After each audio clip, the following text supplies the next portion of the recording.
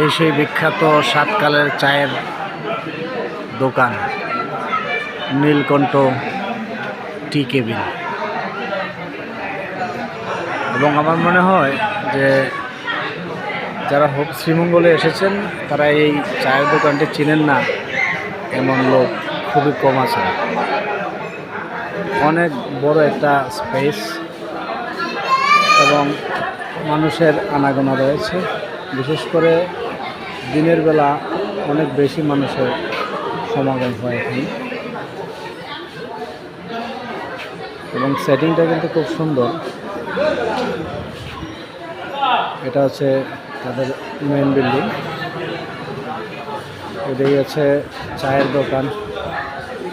যারা খুব টাটকা এবং হচ্ছে ভালো চায়ের নিতে চান তারা হচ্ছে এখান থেকে নিতে পারবেন।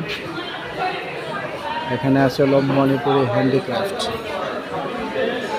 মোটামুটি জায়গাটা সরগরম, তো পর্যটকরা এখানে আসলে একটু স্বস্তি নিঃশ্বাস পেলে সেটা খুব স্বাভাবিক। আমিও যখন সময় পাই বা সুযোগ থাকে এখানে আসার চেষ্টা করি, ভালো লাগে। সবাই অনেক ভালো থাকবেন, সুস্থ থাকবেন। শুভ সন্ধ্যা।